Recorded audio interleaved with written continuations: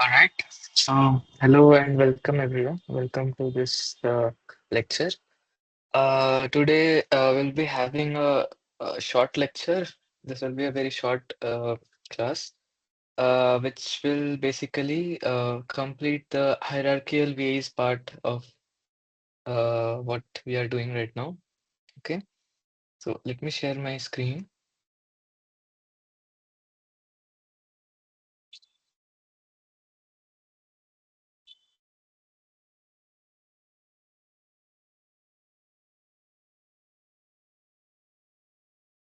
Okay. Share screen. Did start sharing the screen. Okay. Right. So let's quickly recap what we have seen till now. So we saw VAs, right? So we saw what are variational autoencoders and why we call it quote unquote variational autoencoders, right? We saw what is the significance of this Q phi z given x, what is P theta x given z, and the aim of hierarchical VAs is to sort of generalize uh, this concept of VAs into where is to the idea of HVAs is to basically generalize this concept of VAs where you have only one latent variables to multiple latent variables where there is a hierarchical structure associated with the latents itself, right? And because of this structure, moreover, if you so the hierarchical structure comes because of this Markovian assumption where we assume that latent is only associated with its previous latent, so on and so forth, right? Uh, so VAs along with the Markovian assumption leads to something called leads to this thing which I mean that's not correct entirely true, but yeah, I mean yeah, you can say that HVAs with a Markovian assumption would look something like this, right? So you can write the joint distribution of the data and latent from a generative perspective, which is this part of the equation. You can also write the joint distribution in terms of the from an inference perspective, which will lead you to this kind of decomposition. And then you can, similarly derive the elbow, and then you can go ahead and sort of simplify this elbow so that we can train our networks if required. And we did a lot of manipulations. There was fair bit of manipulation and computation involved here, using which we arrived at this like weird looking uh, this weird looking uh, objective loss function, right? So where the first two terms are of no problem. These terms are basically first term is basically a reconstruction term. Second term is just a prior matching term at the last step, right? However, the term which is actually problematic is this last term, the third term. I mean, it's not problematic as such. What is this term? This is basically a consistency term which asks you to make sure that the distribution of this latent, whether you are coming from here or here, should remain the same, should be the same. That is what this divergence minimization implies, right? However, what is the problem here? The problem here is that this distribution, so this expectation, so this is scale divergence, and it is inside this expectation term, right? So this expectation term is the problem because here you are taking expectation over two random variables, xt minus 1 and xt plus 1, and it is summed over all t, right? And the problem is that when you sort of increase the number of random variables under which you're going to take the expectation, so, I mean, practically you will basically use a Monte Carlo estimate to approximate this expectation.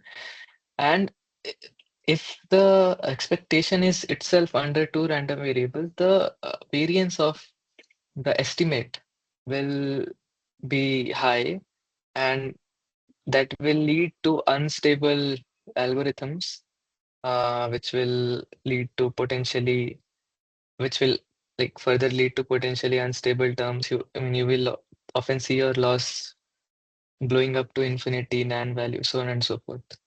So that's the issue right now. Okay. So let's go ahead and see how we can solve this problem, right? So let's look at it. So this is number 8, right? This is again HVAs, uh, alternate derivation. So let's see what is this thing, okay? All right. So so let's write down this loss function maybe. Let's first write down this loss function. Let's call it L1 maybe. So what is L1? So the first term is expectation under Q x1 given x naught log p theta x naught log of p theta of x naught given x1 plus expectation, oh it's negative sign, sorry, uh, minus the pair matching term Q x t minus 1 given x naught. There is a DKL between Q xt given xt minus 1 and P of xt. Q of x, sorry, Q of xt given xt minus 1 and P of xt. Okay, and there is another last term, which is expectation under Q xt minus 1 and xt plus 1 given x naught of DKL between mm, um, mm, I'm right. Yeah, this is Q of x t given x t minus 1. Yeah, and p theta of x t given x t plus 1. Okay, this is the first objective that we have derived. However, I think one thing to note is that the second term is actually redundant to our training because it doesn't depend on theta at all, right? So when p of xt will is some prior, so I mean that is predefined. For example, it could be a standard Gaussian, so you don't really need to do anything to theta to, I mean, we'll just assume that it's Gaussian. So by assumption, you can say that by assumption itself, this term vanishes out. Okay, so yeah, I mean, we won't worry about the second term. The first and the last term is something that we will have to look at. Okay, so this is the loss function. The problematic term. What is the problematic term? The problematic term is this thing. The expectation under xt minus 1 and xt plus 1. Okay.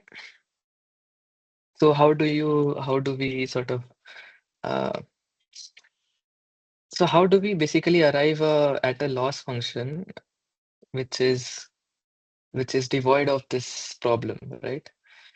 So here is a trick.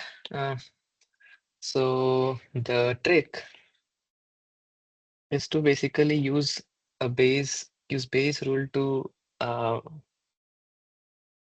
let me write it down. So I mean the trick is to basically use this. So q of xt given xt minus 1 comma x naught. So the actually in its essence the trick is to basically, so till now we have just worked with xt and xt minus 1. The trick is to also include x naught. Okay. So I mean because of the Markovian assumption, this will be equal to q of xt given xt minus 1. That's fine. But nonetheless, you add this redundant conditioning on x naught, and that will help you in simplifying things. So this is equal to q of, and just using Bayes rule, right? This will be q of xt minus 1 given xt comma x naught, q of xt given x naught divided by q of xt minus 1 given x naught, right? So this is the trick, okay? I mean, how will we use this trick? Let's see, okay? So let's start. Let's start again. So remember where we started from, right? We started from elbow. So any all such derivations will start from this equation. Let me just copy it. So I'll just copy it. Uh, this is where we start from. Okay. I mean, in fact, initial few steps are going to be exactly the same. So don't so let's see. So let's start. So this is expectation qx1 to t given x naught. Okay. Inside. So now similarly we will write the joint distribution from a generative perspective and then from the inference perspective. So that will be p of xt, right? Product p equal to 1 to capital T p theta of x t minus 1 given x t, right? Divided by product p equal to 1 to capital T. This is q of xt given xt minus 1, right? This is what it is. Nothing fancy. Now, similar to what we did here, right? So I mean, we are eventually going to write the same thing. Let's write that down. This is nothing but expectation q of x1 to t given x naught log of first term is p of xt. Let's take out the last term, which sorry, I mean the last term, yeah, p theta of x naught given x1 product t equal to 2 to capital T p theta xt minus 1 given xt divided by, take out again the last term from here, so that will be x1. Okay, so the first term actually, okay, x1 given x naught product of p equal to 2 to capital T q of xt given xt minus 1.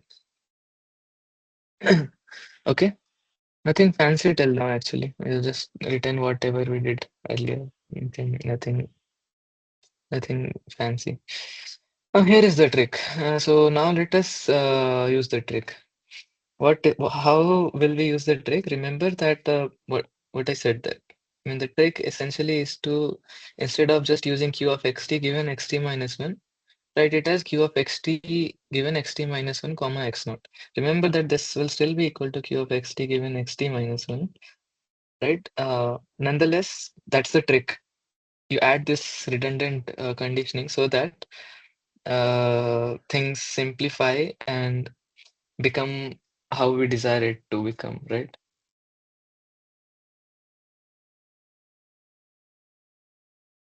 Okay.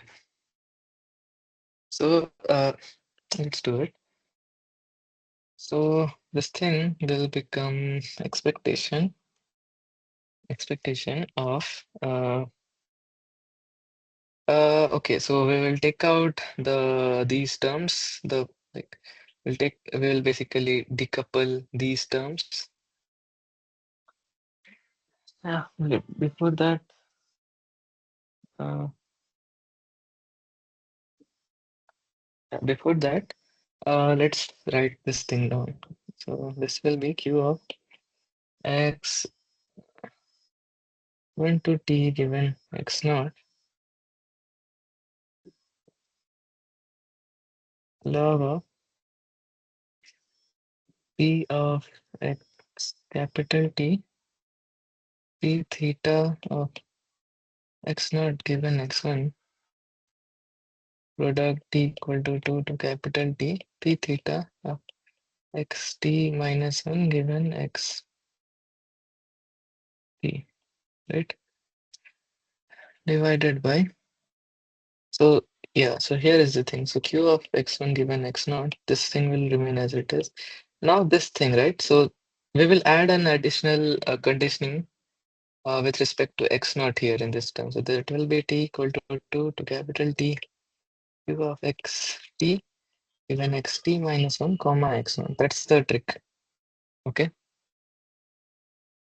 So maybe I'll just highlight it.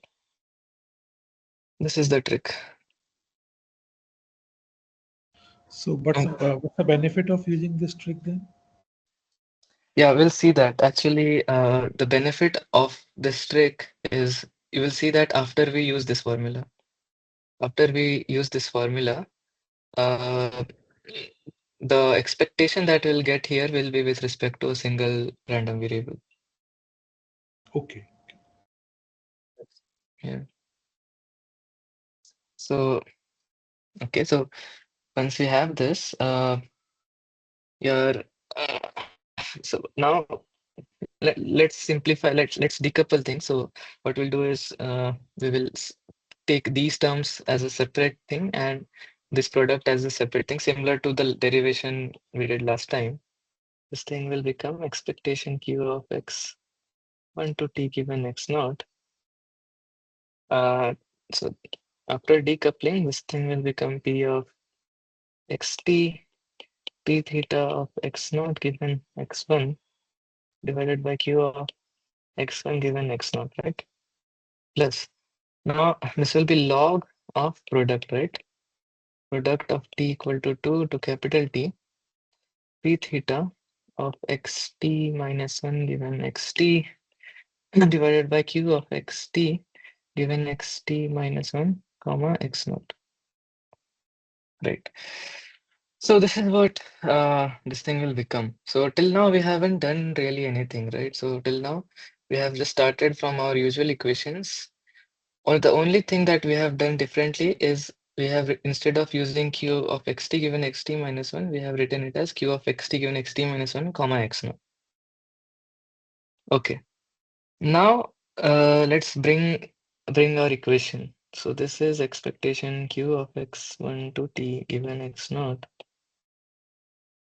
log of p of xt p theta of x naught given x1 q of x1 given x naught plus log of product of t equal to 2 to capital T, right? P theta of x t minus 1 given xt divided by. Now let's write that Bayes rule, right? So this thing, this is what we have right now. We'll write it as this thing, okay? So after we write it like that, what will it become? So this will become q of xt minus 1 given xt comma x naught, right? Q of xt given x naught divided by q of xt minus 1 given x naught. I mean, and I have just substituted it here. like substituted whatever we had here. That's all. It might look like a lot of cluttery things, but these things will actually simplify very quickly. Let me show you how. So, okay. So first thing is to note here is that, well, things will start canceling out here. So this is actually a like, it's a telescopic product actually. What do I mean by that? Uh, Let me zoom in here and tell you. So this is what? So if you think about it, this is product, right? Product of this denominator. What will be the product of this denominator? This is this is q of xt minus 1 given xt comma x naught q of xt given x naught divided by q of xt minus 1 given x naught, right? This is a product of this thing. T equal to 2 to capital T, right? Now what will this thing become? So let's substitute things and see how this thing looks like. This is q of x2 minus 1 is 1 given x2 comma x naught q of x2 given x naught divided by q of x1 given x naught, right? What will the second term? It will be t is now 3, let's say, right? So it will be x2 given x 3 comma x naught q of x3 given x naught divided by q of x2 given x naught, right? And this is how the products will now keep coming on, right? I hope Yes. this is clear. I have just written the product here. Now, what we can see here is that this term will cancel out with this term, right? In fact, the other in all the processing consecutive term, this thing will always cancel with whatever is here, right? Everything will cancel out. So this thing will eventually just become what? So what remains is, well, so this thing remains, right? 1 upon q of x1 given x naught. This thing will remain, okay? Note that the denominator is always getting cancelled. The denominator is getting cancelled with this numerator of the previous term. So the denominator of the last term will cancel out the numerator of the previous term, and the numerator of the last term will remain. Okay, I hope that is clear. So the other term that will remain here is the last term. So what is the last term? So that is q of x t equal to capital T given x naught. Okay, and other terms will be simply product of these things, right? These things are not getting cancelled at all. This is q of x t minus 1 given xt comma x naught t from 2 to capital T, right? So, so this little bit of simplification will, I'll just minimize it. So there is this little simplification that is involved here. And once you use this to write, so to finally write things down, see that things are now simpler. So this is still an expectation q of x1 to t given x naught, right? Under log of, this is still p of x t p theta of x naught given x1 divided by q of x1 given x naught, right? Plus log of what? So now remember what are the terms that are remaining. So q of, I'll just write it down. So this is q of x t given x naught divided by q of x1 given x naught. This term is remaining. And then there is a product of q of x t minus 1 given x t comma x naught t equal to 2 to capital T, right? This is what is remaining here.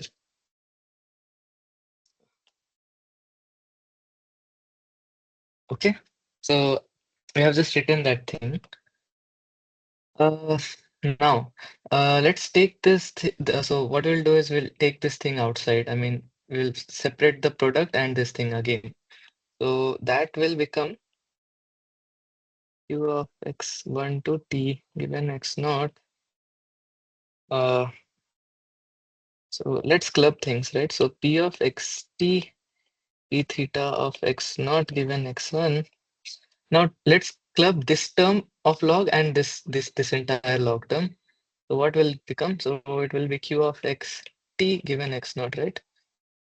Upon q of x1 given x naught into q of oh wait, I missed something. So this was in denominator, right? Sorry. So this was in denominator. This whole thing was in denominator. So actually, okay, my mistake. This thing is actually this will be. So the numerator here will remain in the numerator, will remain in the denominator, and the denominator will become the numerator, right? That's a mistake for that. I did a mistake there. This thing will change. This will become q of x1 given x naught, and this will become q of xt given x naught. Okay. And of course there is this okay. I also missed something from the numerator. Sorry. Uh, Sorry. Pardon me for this. Uh, yeah. The product I totally missed the numerator. So this is p theta of xt minus 1 given xt divided by q of xt minus 1 given xt comma x naught. Okay, so this will be plus log of product of p theta xt minus 1 given xt divided by q of xt minus 1 given xt comma x naught. This is what this thing has become into 2 to capital T. This thing will cancel out now, right? Uh, now, now you will see similar terms coming out now. So this thing uh, is basically, so what we'll do is now we'll club this thing with this thing. Okay, this thing will come out separately, and the log of product will become sum of log. So let's just write it down. So this is expectation q of x1 to t given x naught log of first term is p theta log p theta of x naught given x1. Okay, plus there is another uh, expectation q of x1 to t given x naught log of p of xt upon q of xt given x naught. Okay, and the last term of course will become summation, right? Summation t equal to 2 to capital T log of p theta xt minus 1 given xt on q of xt minus 1 given xt comma x naught. Okay, so we are almost there. Oh, of course, there is an expectation here as well of x1 to t given x naught. So we are almost there. Okay. Uh, right, right. So okay, this is good. This is what where we wanted to come. Now remember, just like what we did here in the last steps of this term, we again had expectations all with respect to x1 to t, right? Here. Um, right, so here we had expectation with respect to x1 to t everywhere. However, what we did was we removed the redundant terms. Okay, what we did was I mean we basically so here, for example, the only variables, random variables under consideration are x0 and x1. So we took out everything that is redundant and just replace it with q of x1 given x naught. So that is what we will do here as well. Exactly similar step. This thing, the first term, for example, will become similar to first term of the previous loss function. This will be q of x1 given x naught, okay, log p theta of x naught given x1. Okay. Similarly, this the second term here. What we can do here is uh, we can make this thing expectation of q of x t given x naught, right? Of log of p of x t divided by q of x t given x naught, right? And similarly, the last term here will become summation. So the summation will come out. The expectation will go inside. So now what we are going to do is, uh, this we will write it down as q of x. So what are the variables that are of interest here? Xt minus 1. That's it, right? So only xt and xt minus 1. So this is in contrast to the previous loss function where we had xt minus 1 and xt plus 1 as well. That's the magic of whatever trick we did that. I mean, we'll see. I mean, here, if you like, for example, if you, what I want to say is, if you compare it with whatever we had here, right? Here, for example, yes, this term, right? So look at it here. So what is the thing that is of uh what what is the thing? What are the random variables with which we need to take the expectation? This is xt plus 1 and xt minus 1. However, because of this conditioning on x naught, the only thing that we need to worry about is xt minus 1 and xt. So we are like, so we have sort of removed the additional expectation with respect to xt plus 1. So what we can do here is we can write this thing as q of xt, sorry, xt comma xt minus 1 given x naught, right? Uh, log of p theta of xt minus 1 given xt divided by q of xt minus 1 given xt comma x naught, right? All right. Now things are similar to what we did in previous time. Things will start. So all of this expectation of log will convert into KL divergence. So the first term will remain unaltered. So this will still be expectation of q of x1 given x naught of log of p theta of x naught given x1. Okay. So look at the second term here though. This term here, if you take the negative sign outside, this thing will come on top, this will come in the denominator, and this will become expectation of q of xt given x naught log of q of xt given x naught divided by p of xt. Actually, that is nothing but your KL divergence, right? This is nothing but minus dkl KL between what q of xt given x naught and p of xt.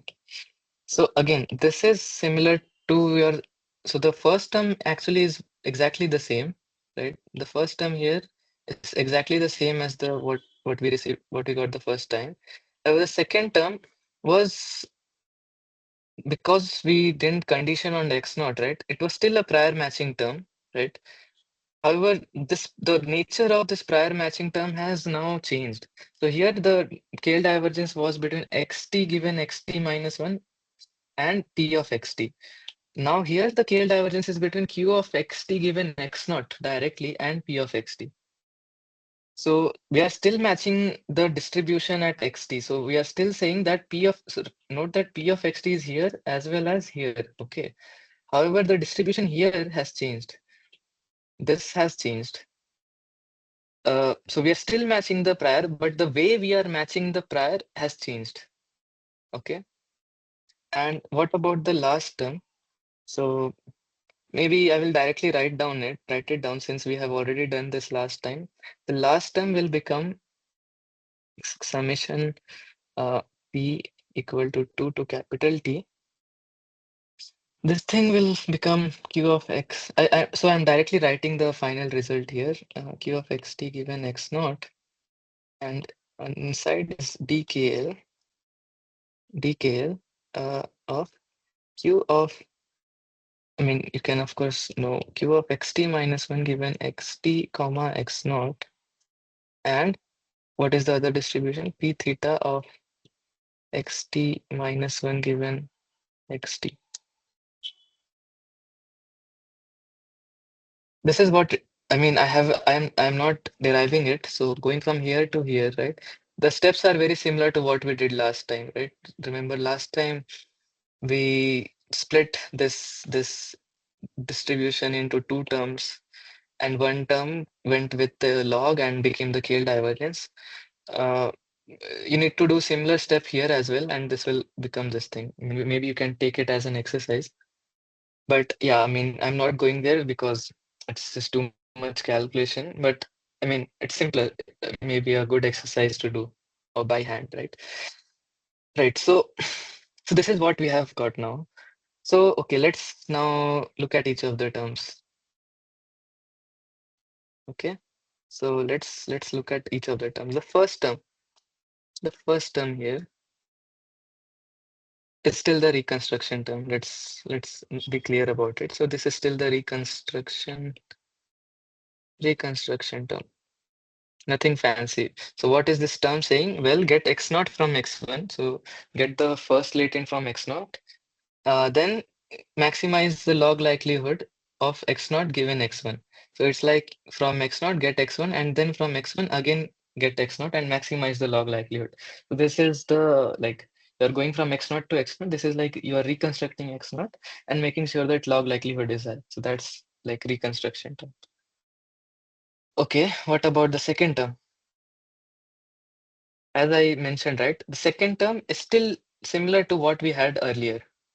This is still, I mean, it is still similar. It's not the same, but it is similar in the sense that you're still saying that at the end of this process, right, end of your inference. So remember, q of xt goes something like this, right? It goes something like, that's the inference view. End of your forward process, whatever you obtain here should match the prior p of xt.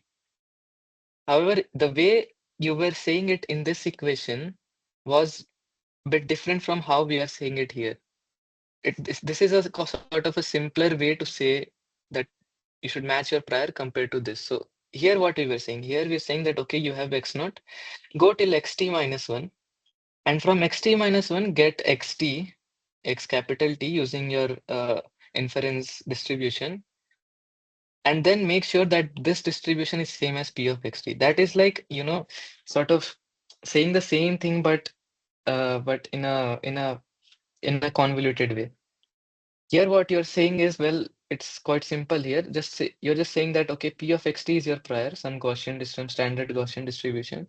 That should match your q of xt given x naught. So starting from x naught, make sure whatever xt you get, x capital T you get, that should be same as p of xt. Okay.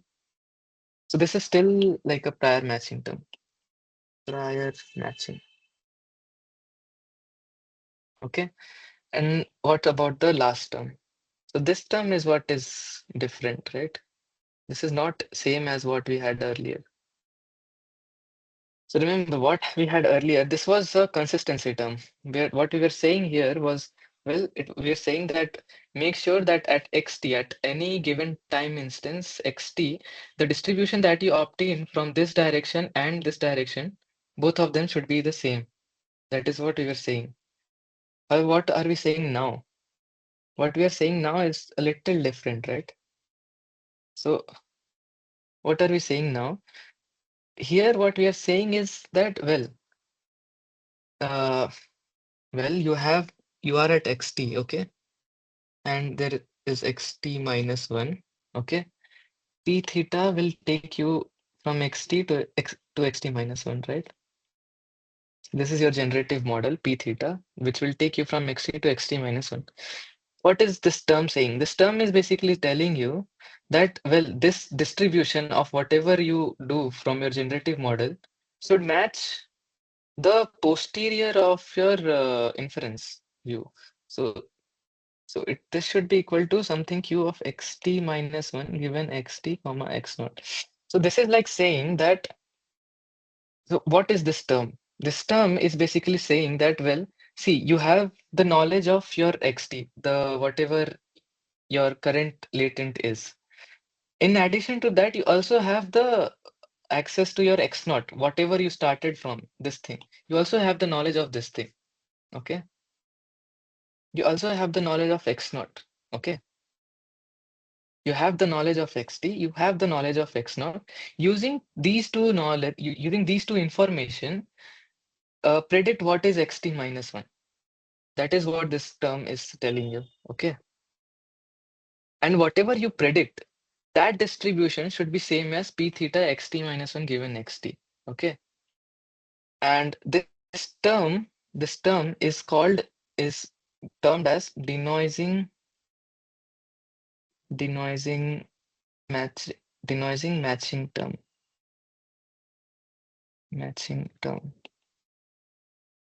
Why is this called denoising term? Why is it called denoising? Where did this term denoising came from? So think about it. X naught is your original latent variable. I mean, original data point, and you have a xt here, which is like a standard Gaussian. Okay, you can view your inference view, this view Qs, to be a noising process, which sequentially corrupts your x naught so that it becomes pure noise at the end. And your generative model, this model, what is it doing? It is starting from a pure noise and it is coming to a clean data point. Okay. So this is like saying that, okay, so this is like a denoising process, that you started from a pure noise and you're slowly denoising that. You're slowly removing some noise from it so that at the end you get your original data point back. That is why this is like saying that, so in this context, having this noising and denoising process in mind, what is this term saying? This term is saying that, well, given xt, you denoise your current xt, okay? Denoise your current xt using this p theta model. You get xt minus 1. Make sure that this distribution is equal to the distribution q of xt minus 1 given xt comma x naught. And what is this distribution? This is saying that, okay, you have the knowledge of xt, you also have the knowledge of x naught. So so you have the knowledge of your noisy data point. You also have the knowledge of your clean data point. Using these two, what will be the distribution of xt minus 1? So that what will be the distribution of the denoised data point at the current time step? That is this distribution. This distribution and this distribution should match. That is all this term is saying. And do you see, this is like you are denoising your xt using two methods, right? One is your generative model, which is quite simple, just p theta xt minus 1 given xt. This is one denoising method. The other denoising method is taking the knowledge of xt and x naught and then denoising it using your inference model. And they're saying that using both these methods, using both these using both these methods, one from your generative model and one from your inference view, this distribution should be the same. That is all you're saying. So that is why you call it denoising matching term, right? Does that make sense, or was that unclear, or something not clear? Yes, it is clear to me. The only thing here is that I view it like Yeah. this, that the direction of P is from the Mm. direction of the P is from xt to xt minus 1, and probably the Yes. direction of Q is from xt minus 1 to xt. So is Yes. this true? Is this true? Yeah, this is true. Okay, Yeah. so I mean, if it is, yeah. yeah, Yeah. So, I mean, that is how we have defined the cues. The direction of cues are defined in that way. That's correct. So that is why this is often called as posterior, uh, in the sense that the direction is this thing. However, you are trying to infer the original thing itself, not this thing. Right, right. Uh, yeah. So, I mean, what's the meaning of this thing is that we know some distribution, and then we are we are refining the distribution Mhm. on the basis of So what? yeah, so let's come back to this equation, right? So if you look at it, this is exactly what you are saying, that the direction is from q of, so the direction is from xt minus 1 to xt, right? That is how the queues were defined, and we added an additional conditioning with respect to x naught. Oh yes, I However, what we understand. did was we applied Bayes rule, and we sort of wrote xt minus 1 in terms of xt and x naught. That was the whole trick. And Right. because we wrote it like that, you see the effect of it here. See the effect of it here in this term. So so you can think that your your generative model is still doing your normal generative thing. It's still denoising your xt and getting xt minus 1. However, your forward process or your inference view, using the knowledge of your inference view, you can again define another denoising process where you have the knowledge of xt, you have the knowledge of x naught. Okay, using these two information, what will be xt minus 1? That is this distribution. And your this term, this denoising matching term, is making sure that your generative model's distribution at xt minus 1 is same as this distribution. Yeah. So Yes. yeah. So let's maybe what we should do is perhaps we should write down both the loss functions and introspect what we just did. So let's write this thing down. I will just copy it.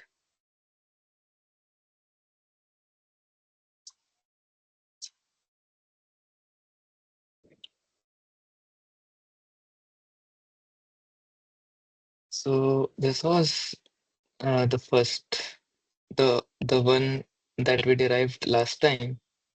And let's write down L2. L2 is what? This is still an expectation. The first term is the same. It's log of p theta of x naught given x1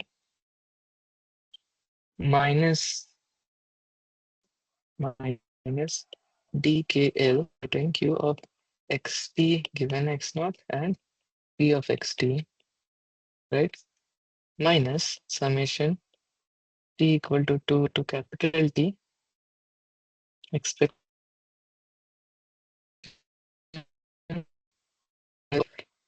xt given x naught of dkl between the first term is q of xt given xt minus 1 comma x naught and p theta of x minus 1. Oh wait, uh, right. So this should be xt minus 1, xt minus 1, and it's not.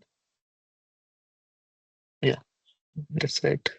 Oh wait, is that right? Yeah, it's right. Maybe I should write it. Xt minus 1 given xt comma x naught p theta xt minus 1 comma x naught. Okay. So let's see now what we have done. So again, let us, the of course the first thing to note here is that is the problem that we started with, is that problem solved?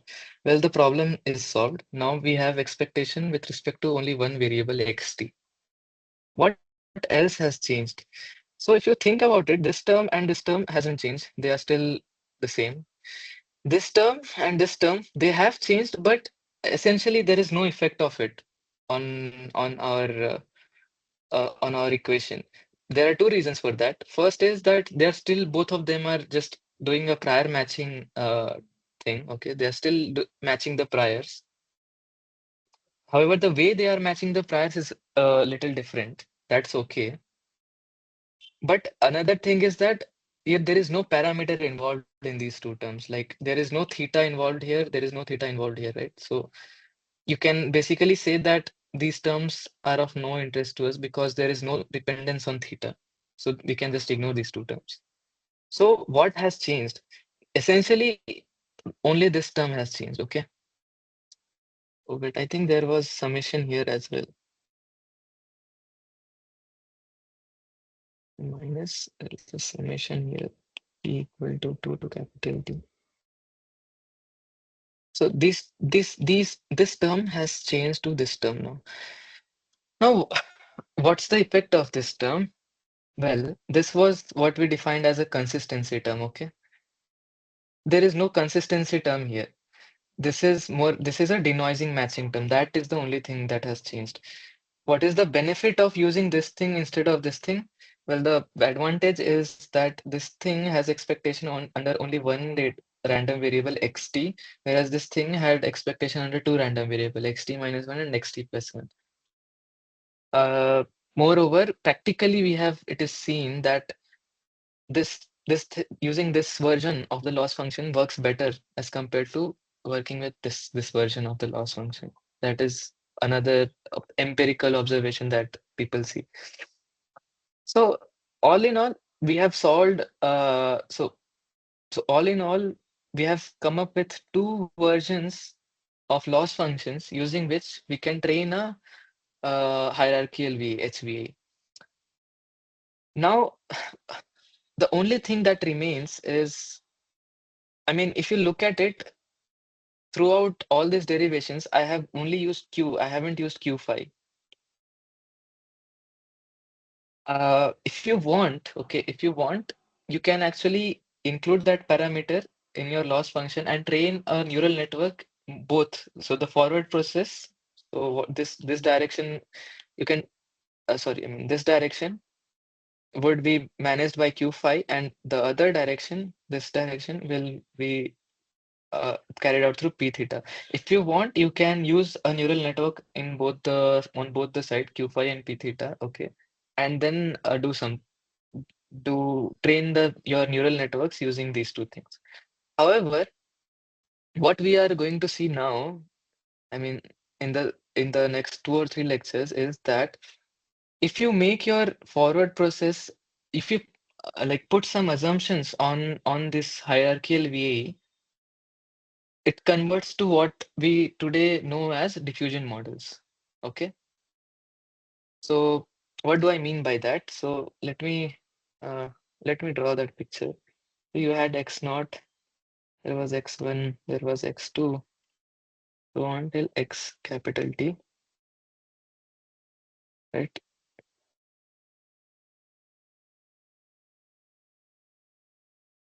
So this is q. So this is like q of x1 given x naught. This is like p theta of x1 given x2, right? This is how we have defined our hierarchical VAE. If we put some assumption on this hierarchical V, these terms, this thing will become a diffusion model. What are those assumptions? Okay, what what are those assumptions? Well, the first assumption is that, well, uh, okay. So I mean, maybe I shouldn't start it right now, or should I?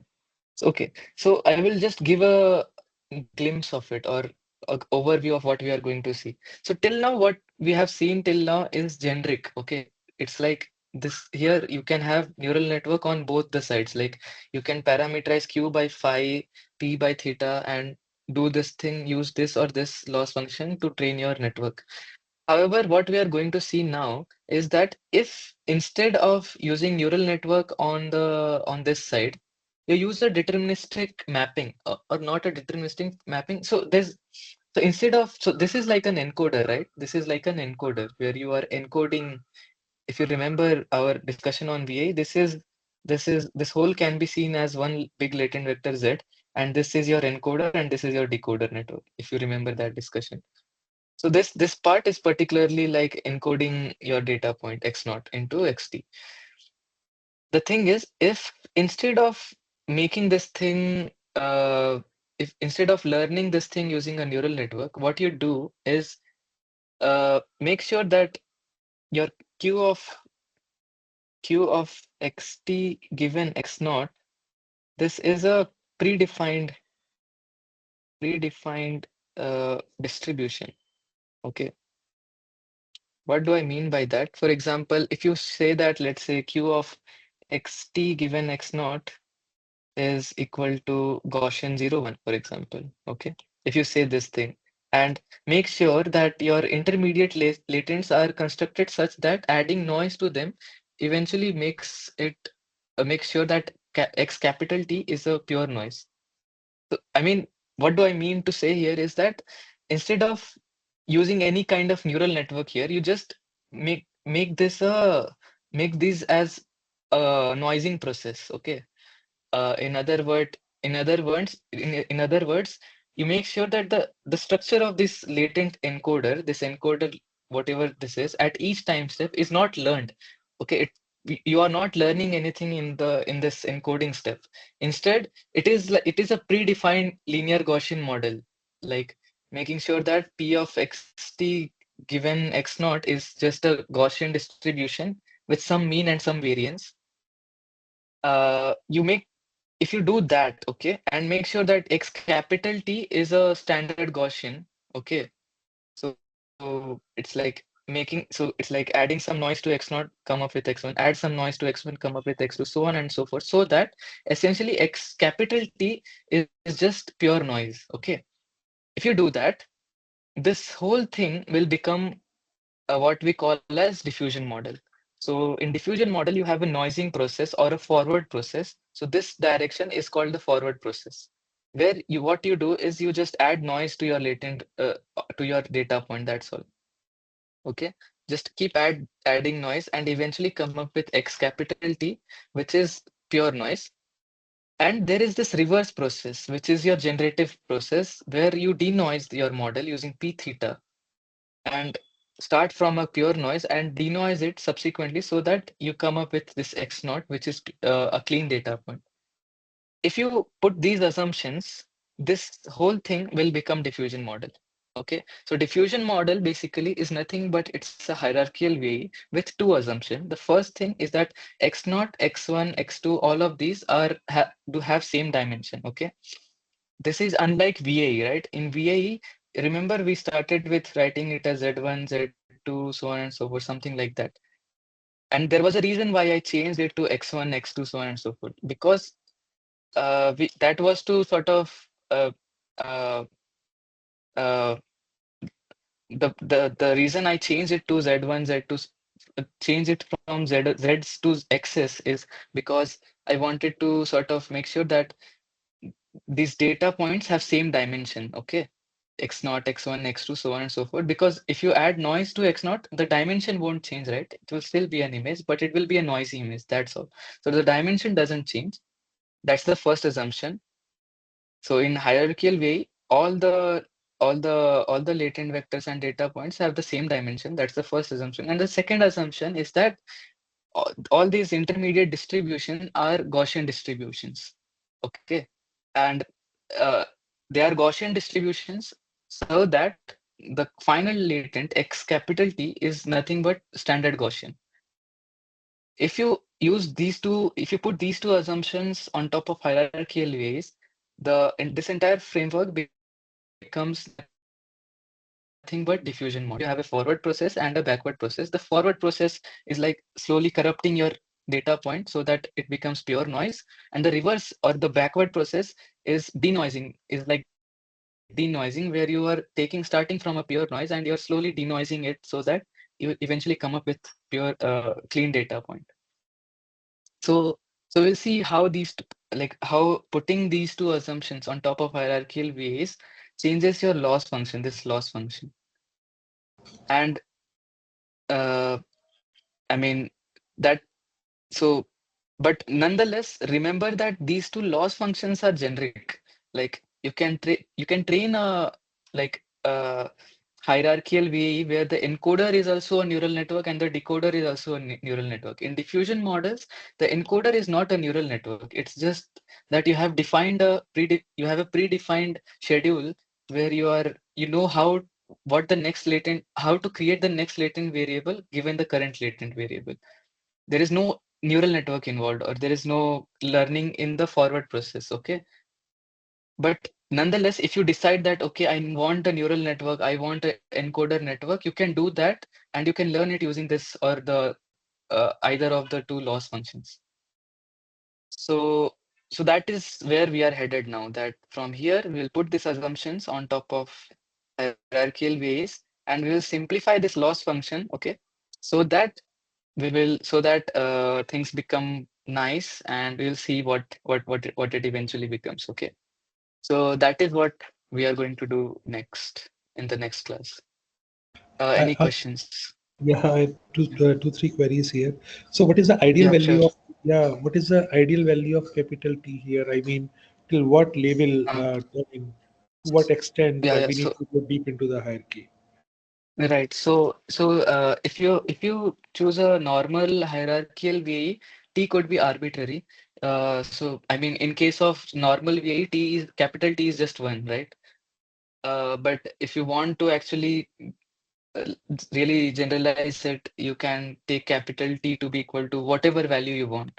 So, I mean, in the case you are actually learning the forward process or you are using a encoder network explicitly, it's up to you what the value of what is the value of T you want.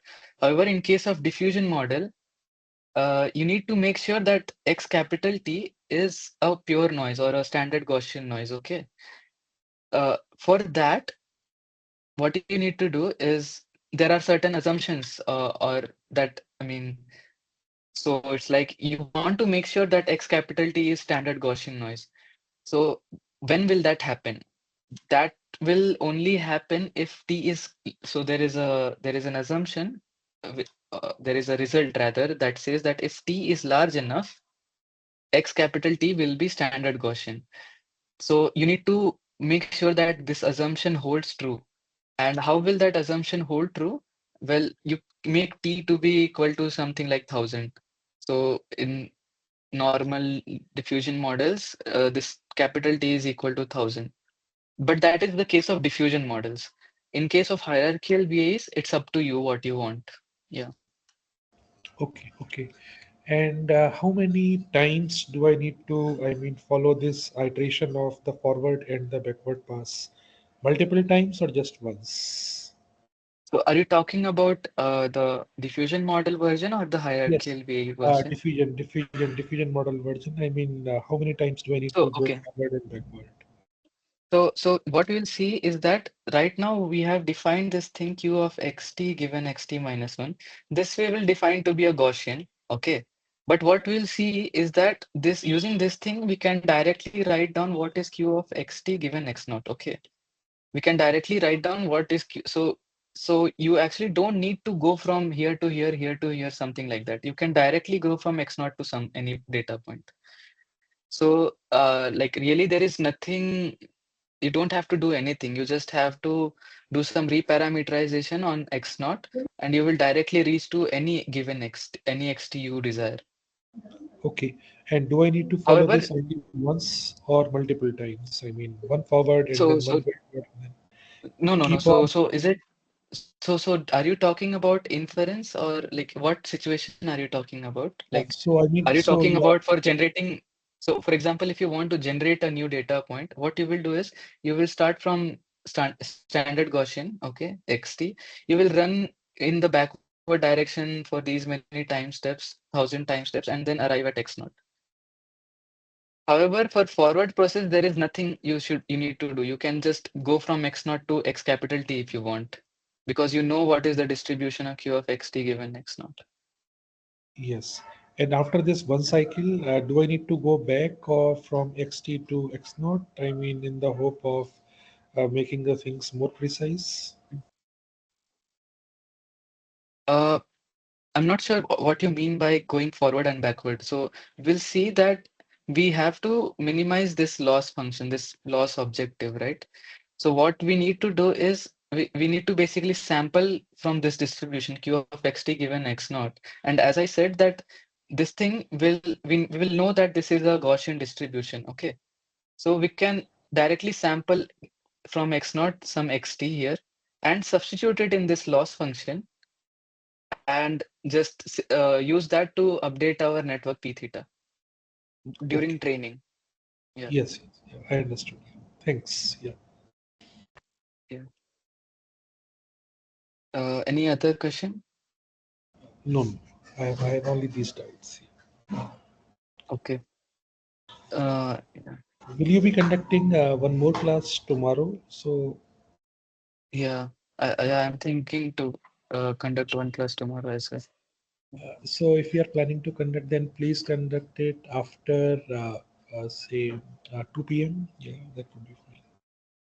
After 2 p.m. is it? Yes, yes. Okay. Okay, I'll try to make that happen. Yes. Yeah, sure. Thank you so much. Bye. Okay. Okay. Thank you. Thank you. Let's meet in the next class. Right? I'll stop the recording. Yeah, bye.